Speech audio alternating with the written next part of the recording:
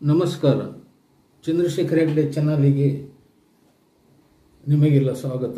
ಇಷ್ಟರ ತನಕ ಚಂದ್ರಶೇಖರ್ ಹೆಗ್ಡೆ ಚಾನಲನ್ನು ನೋಡಿ ಸಬ್ಸ್ಕ್ರೈಬ್ ಮಾಡಿ, ಲೈಕ್ ಮಾಡಿ, ಶೇರ್ ಮಾಡಿ ಮತ್ತು ವಿಡಿಯೋವನ್ನು ಪೂರ್ತಿ ನೋಡಿದ ನಿಮಗೆ ಇನ್ನೊಮ್ಮೆ ಧನ್ಯವಾದವನ್ನು ಅರ್ಪಿಸುತ್ತೇನೆ. ನಿನ್ನೆ ಒಂದು ಕತೆ ನಡೆಯಿತು. ನನ್ನ ಮಿತ್ರರೊಬ್ಬರು ನನಗೆ ಫೋನ್ ಮಾಡಿ ನಾಡದು 2ನೇ ತಾರೀಕಿನಂದು ಮದುವೆ ಇದೆ, ನೀವು ಖಂಡಿತ ಬರಬೇಕು ಅಂತ ಆಹ್ವಾನ ನೀಡಿದ್ದರು. ಅವರ ಹತ್ರ ನಾನು ವಿಚಾರಿಸಿದೆ, ವರ ಎಲ್ಲಿನವನು, ವಧು ಎಲ್ಲಿನವರು, ಆ ಬಗ್ಗೆ ಸ್ವಲ್ಪ ವಿವರ ಕೊಡಿ ಅಂತ ಕೇಳಿದ್ದೆ. ಆದರೆ ಅವರು ವಿವರ ಈಗ ಬೇಡ, ನೀವು ಮದುವೆಗೆ ಬನ್ನಿ, ಆಮೇಲೆ ನಿಮಗೆ ಎಲ್ಲ ವಿವರ ಸಿಗುತ್ತದೆ ಎಂದರು. ನಾನು ಮತ್ತೆ ಒತ್ತಾಯ ಮಾಡಲಿಲ್ಲ. ಆಯಿತು, ನಾನು ಮದುವೆಗೆ ಬರುತ್ತೇನೆ ಅಂತ ತಿಳಿಸಿದೆ. ಆದರೆ ಈ ಮದುವೆಗೆ ಹೋಗುವಾಗ ಏನಾದರೂ ಒಂದು ಉಡುಗೊರೆಯನ್ನು ತೆಗೆದುಕೊಂಡು ಹೋಗಬೇಕಾದ್ದು ಸಂಪ್ರದಾಯ. ಅವರು ಕಾಗದದಲ್ಲಿ ಬರೆಯುತ್ತಾರೆ, ಆಶೀರ್ವಾದ ಉಡುಗೊರೆ, ನಮಗೇನು ಕೊಡುವುದು ಬೇಡ. ಆದರೆ ನಮ್ಮ ಮರ್ಜಿ ಪ್ರಕಾರ ಏನನ್ನಾದರೂ ಕೊಡಬೇಕಲ್ವೇ. ಅದಕ್ಕಾಗಿ ನಾನು 2 ವಾಚನ್ನು ತಂದಿದ್ದೆ. ಅದು ಒಂದು ವಧುವಿಗೆ ಮತ್ತೊಂದು ವರನಿಗೆ ಕೊಡುವ ನಿರ್ಧಾರ ಮಾಡಿದೆ. ಆ ವಾಚು ಹೀಗಿದೆ ನೋಡಿ, 2 ವಾಚ್ ಇದೆ. ಒಂದು ವಧುವಿಗೆ ಒಂದು ವರನಿಗೆ ಕೊಡುವುದಂತ ನಾನು ತೀರ್ಮಾನ ಮಾಡಿದ್ದೆ. ಸರಿ, ಅದಕ್ಕಾಗಿ ಆ ಮದುವೆಗೆ ಹೋಗಬೇಕಾಗಿದೆ. ಇಲ್ಲಿಂದ ಸಾಧಾರಣ 30 ಕಿಲೋಮೀಟರ್ ದೂರದಲ್ಲಿ ಒಂದು ದೇವಸ್ಥಾನದಲ್ಲಿ ಮದುವೆ. ಆ ದೇವಸ್ಥಾನಕ್ಕೆ ಹೋಗಬೇಕು. ಆ ಬಗ್ಗೆ ಮದುವೆಗೆ ಹೋಗುವ ತಯಾರಿಯಲ್ಲಿದ್ದೇನೆ. ಮತ್ತೆ ನೋಡುವ ಮದುವೆ ಯಾವ ಟೈಪಲ್ಲಿ ಆಗ್ತಾಯಿದೆ, ಏನಾಗ್ತಾಯಿದೆ, ಅದರ ಬಗ್ಗೆ ವಿವರವಾದ ವರದಿಯನ್ನು ನಿಮಗೆ ಕೊಡುತ್ತೇನೆ. ನಮಸ್ಕಾರ. ನಿಸರ್ಗವೇ ಇಲ್ಲಿ ವಾಸವೇ ಹೂಡಿರಬೇಕು. ಕಿರುಲತೆಯ ಕೂಗಾಟ, ಮರದಿಂದ ಮುನ್ನುಗ್ಗುವ ಥಂಡಿ ಹವೆ, ಕಾಡಿನಲ್ಲಿರುವ ಪಕ್ಷಿ ಸಮೂಹ, ಇಂಪಾಗಿ ಹೊಮ್ಮಿಸುವ ಸಪ್ತ ಸ್ವರದ ನಿನಾದ ಇಲ್ಲಿದೆ. ಬಾರ್ಕೂರಿನಲ್ಲಿ ಪಂಚಲಿಂಗೇಶ್ವರನ ಪ್ರತಿಷ್ಠೆ ಪೂರೈಸಿದ ಮಾರ್ಕಂಡೇಯ ಋಷಿವರ್ಯರು ನಿಸರ್ಗ ನಿರ್ಮಿತ ತಪಭೂಮಿಯಂತಿರುವ ಇಲ್ಲಿ ತಪಸ್ಸಿಗೆ ಕೂತರು. ಆದರೆ ಬ್ರಹ್ಮ ರಾಕ್ಷಸ ಅವರ ತಪಸ್ಸಿಗೆ ಭಂಗ ತಂದ. ಋಷಿವರ್ಯರು ದಿವ್ಯ ದೃಷ್ಟಿ ಹರಿಸಿ ನೋಡಿದಾಗ ಬ್ರಹ್ಮ ರಾಕ್ಷಸ ಪ್ರೇತವಾಗಿದ್ದ. ಅವನಿಗೆ ಮುಕ್ತಿ ಸಿಕ್ಕಿರಲಿಲ್ಲ. ಪ್ರೇತವು ಪಿತೃತ್ವಕ್ಕೆ ಕೂಡಲಿ ಎಂದು ಪ್ರೇತವಾಗಿ ತಿರುಗಾಡುತ್ತಿದ್ದ ಬ್ರಹ್ಮ ರಾಕ್ಷಸನಿಗೆ ತಮ್ಮ ತಪೋಶಕ್ತಿಯಿಂದ ಪ್ರೇತವನ್ನು ಬೇರ್ಪಡಿಸಿ ಅವನಿಗೆ ಮುಕ್ತಿ ದೊರಕಿಸಿದರು. ಆದ್ದರಿಂದ ಈ ಜಾಗಕ್ಕೆ ಕೂಡ್ಲಿ ಎಂದು ಹೆಸರು ಬಂತು. ಸತ್ತವರು ಪ್ರೇತವಾಗಿ ತಿರುಗಬಾರದು ಎಂಬ ದೃಷ್ಟಿಯಿಂದ ಮಾರ್ಕಂಡೇಯ ಸ್ವಾಮಿಯವರು ಇಲ್ಲಿ ಜನಾರ್ದನ ದೇವರನ್ನು ಪ್ರತಿಷ್ಠೆ ಮಾಡಿದರು. ಇಲ್ಲಿ ಜನಾರ್ದನ ಮೂರ್ತಿ ವಿಶಿಷ್ಟವಾದದ್ದು, ಅಪರೂಪವಾದದ್ದು. ನಾಡಿನಲ್ಲಿರುವ ಜನಾರ್ದನ ದೇವರ ಕೈಯಲ್ಲಿ ಶಂಖ, ಚಕ್ರ, ಗದಾ, ಪದ್ಮವಿರುವುದು. ಆದರೆ ಇಲ್ಲಿ ದೇವರ ಕೈಯಲ್ಲಿ ಶಂಖ, ಚಕ್ರ, ಗದಾ, ಪಿಂಡ ಇದೆ. ಆದುದರಿಂದ ಇಲ್ಲಿ ಪ್ರೇತ ಮದುವೆ ಸಾವಿರಾರು ವರುಷದಿಂದ ನಡೆದುಕೊಂಡು ಬಂದಿದೆ. ಬಹುಶಃ 1 ಲಕ್ಷಕ್ಕೂ ಹೆಚ್ಚು ಪ್ರೇತ ಮದುವೆ ಇಲ್ಲಿ ನಡೆಯುತ್ತಾ ಇದೆ. ಬಾರ್ಕೂರಿನಿಂದ ಮಂದರ್ತಿ ಮಾರ್ಗವಾಗಿ 3 ಕಿಮಿ ದೂರದಲ್ಲಿ ಕೂಡ್ಲಿ ಇದೆ. ಎಡಬದಿಯಲ್ಲಿ ದೇವಸ್ಥಾನದ ಸ್ವಾಗತ ಗೋಪುರವಿದೆ. ಆ ದಾರಿಯಲ್ಲಿ ಮುಂದುವರಿದರೆ ಜನಾರ್ದನ ದೇವಸ್ಥಾನ ಸಿಗುತ್ತದೆ. ಮದುವೆ ಸಂಬಂಧ, ಪ್ರೇತ ಬಾಧೆ, ಕುಟುಂಬದಲ್ಲಿ ಮನಸ್ತಾಪ, ಭೂತಬಾಧೆ, ಜಕಣಿ ಬಾಧೆ, ಆರೋಗ್ಯ ಸಮಸ್ಯೆ, ಈ ಎಲ್ಲ ಸಮಸ್ಯೆ ಇರುವವರು ಇಲ್ಲಿಗೆ ಹೆಚ್ಚಾಗಿ ಬಂದು ಪರಿಹಾರ ಮಾಡಿಸಿಕೊಂಡು ಹೋಗುತ್ತಿದ್ದಾರೆ. ಹೆಚ್ಚಿನವರು ಇಲ್ಲಿಗೆ ಬಂದು ಪೂಜೆ, ಹೋಮ, ಪ್ರೇತ ಮದುವೆ ಮಾಡಿಸಿದ್ದರಿಂದ ಅವರ ಸಮಸ್ಯೆ ತಲೆಬಿಸಿ ದೂರವಾಗಿ ನೆಮ್ಮದಿಯಿಂದ ಇದ್ದಾರೆ. ಹೆರಾಡಿ ಗ್ರಾಮದ ಕೂಡ್ಲಿ ಜನಾರ್ದನ ದೇವಸ್ಥಾನದಲ್ಲಿ ಪ್ರೇತ ಮದುವೆಯಲ್ಲದೆ ಇತರ ಪೂಜೆ ಪುರಸ್ಕಾರ ನಡೆಯುತ್ತದೆ.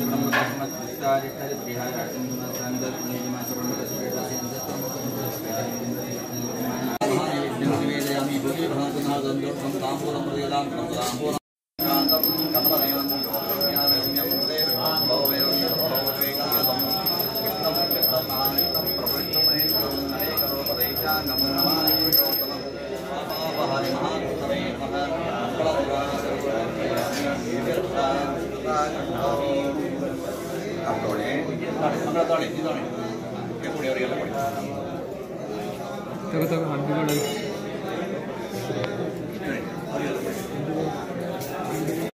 ಒಂದು ಮೋಕ್ಷ ಹೊಂದಬೇಕು ಅಂತ ವಿಶೇಷವಾಗಿ ಆ ಅಬ್ದುಲ್ ಹೋಮ ಮಾಡಿದ್ವಿ. ಆ ಕುಟುಂಬದವರೆಲ್ಲ ಸೇರಿ ಆ ಎಲ್ಲ ಕಾರ್ಯಗಳನ್ನು ಸಂದರ್ಭ ಮಾಡಿ ವಿಶೇಷವಾಗಿ ಹೋಮದಲ್ಲಿ ಮಾಡಿದ್ವಿ. ಹೋಮಯೇನ ಸರ್ವಕಾಮಾಣ ಅಂತ ಹೇಳ್ತಾರೆ. ಹೋಮ ಮಾಡೋದ್ರಿಂದ ನಮ್ಮ ಸರ್ವ ಕಾಮನೆಗಳೆಲ್ಲ ಲಭಿಸ್ತದೆ ಅಂತ. ಆಜ್ಯಂ ಸ್ವರಾಣಂ ಆಹಾರಂ, ದೇವರಿಗೆ ಆಜ್ಯದಿಂದ ಹೋಮ ಮಾಡಿದರೆ, ತುಪ್ಪದಿಂದ ಮಾಡಿದರೆ ವಿಶೇಷವಾದ ಆಹಾರ ಯಾವುದು, ದೇವರಿಗೆ ಆಹಾರ ಯಾವುದು ತುಪ್ಪದಿಂದ ಎಲ್ಲ ಪರಿಹಾರ ಮಾಡಿಕೊಟ್ಟು ಅವರಿಗೆ ಸಿಗಬೇಕಾದಂತಹ ಯಾವುದು ಸ್ಥಳವನ್ನು ಯಾವುದು ಸಿಗಬೇಕಂತಹ ಎಲ್ಲ ಪ್ರಾಪ್ತಿಯಾಗಿ, ಮೋಕ್ಷ ಎಲ್ಲ ಪ್ರಾಪ್ತಿಯಾಗಿ ನಮಗೆ ದೇವರು ನಮಗೆ ಅವರಿಂದ ಆಶೀರ್ವಾದ ರೂಪದಲ್ಲಿ ನಮಗೆ ಒಳ್ಳೆಯದಾಗಬೇಕಂತ ಪ್ರಾರ್ಥನೆ ಮಾಡಿಕೊಂಡು ಕಲಶಕ್ಕೂ ಹೋಮಕ್ಕೂ ಸ್ವಸ್ತಿಗೂ 3 ಕಡೆ ಹಾಕಿ ನಮಸ್ಕಾರ.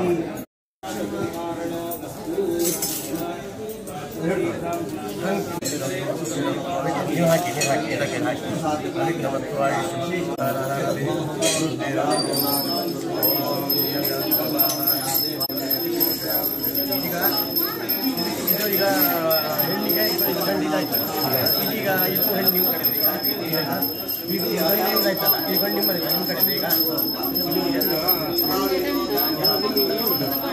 ಒಂದು ಗಂಡು ನಿಮ್ದೆಯಾ? ನೀವು ಸರಿ ಸರಿ ಅದು ಹೆಸರು ಅಂತ ಹೇಳಿದ್ರೆ ಈಗ ಅದು ಹೇಳಿ ಈಗ ಬೇರೆ ಇಲ್ಲ, ಅದು ಬೇರೆ ಆಯ್ತು ಅದಕ್ಕೆ. ಅದೇ ಯಾಕಂದ್ರೆ ಯಾವುದಾದ್ರು ಸರಿ ಹಾಗೆ ಅದು ಇದನ್ನು ಮುಟ್ಟಿಬಿಡಿ, ಮಾಂಗಲ್ಯ ಮುಟ್ಟಿಬಿಡಿ. ಹಾಗೆ ಈಗ ಇದಕ್ಕೂ ಮದುವೆ ಆಯಿತು, ಮಾಂಗಲ್ಯ ಗಟ್ಟಿ ಆಯಿತು, ದಾರಿ ಹಬ್ಬ ಆಯಿತು, ಮಾಂಗಲ್ಯ ಗಟ್ಟಿ ಆಯಿತು, ತಪ್ಪನೆ ಅಷ್ಟೇ. ಈಗ ಇರುತ್ತೆ ಈಗ ಇದಕ್ಕೂ ನಿಮ್ಗೆ ಹೆಸರಿಲ್ಲ, ಬೇರೆ ಅಲ್ಲ.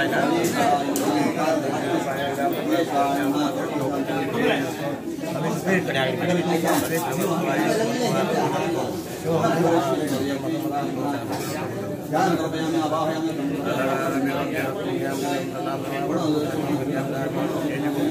ಎರಡು ಕಾಯಿ ಮೇಲೆ ಹಾಕಿ ನೀವು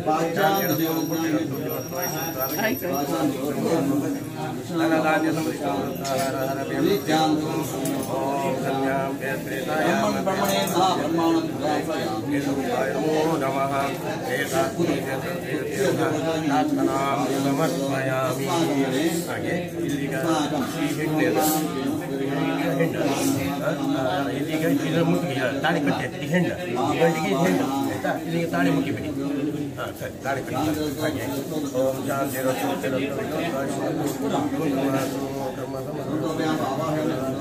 ಹೂ ಇಡಿ ಎಲ್ಲರೂ ಪುನರಾನಿ ಸಂಪದತ್ತು ಇಷ್ಟ ಸಂಪದತ್ತು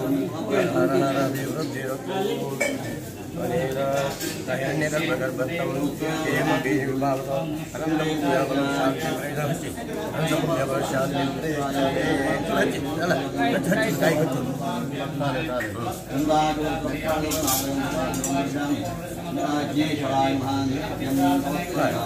ಓಂ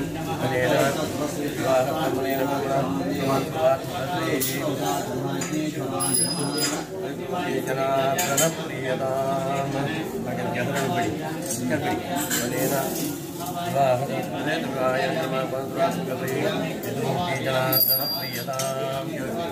ಹಾಗೆ ಹಾಗೆ ಪ್ರಾರ್ಥನೆ ಮಾಡ್ಬೋದು ಕಲ್ಪನೆ. ಈಗ ಯಾಕಂದ್ರೆ ನಮ್ಮ ಹುಡುಗಿ ನಾವೀಗ ಬೇರೆ ಬಳಿ ಹುಡುಗಿನ ಇದು ಮಾಡಿ ಆಪ್ರೇಟ್ ಮದುವೆ ಮಾಡಿ ಮುಂದೆ ತನ್ನೊಂದು ಕರಿತಾ ಇದ್ದಾರೆ.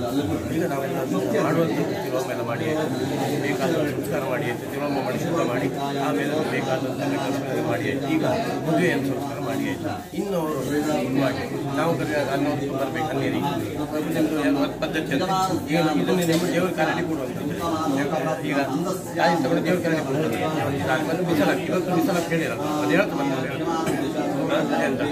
ಅದು ನಾವು ಇನ್ನು ಮುಂದೆ ಯಾವುದೇ ಒಂದು ಮಾಡುವಾಗ ಬಿಸಿಲಿಡುವಾಗ ಅನ್ನೋದು ಬರಬೇಕು. ನಮಗೆ ಯಾವುದು ಅಂದರೆ ಬರಬಾರ್ದು. ದೇವರ ಪ್ರಾರ್ಥನೆ ಮಾಡಿ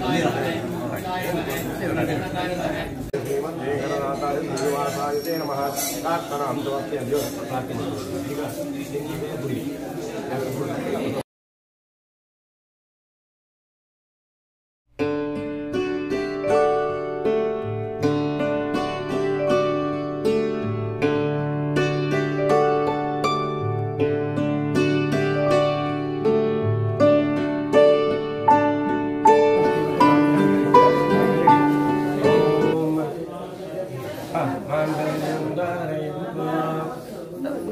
ತಾಳಿ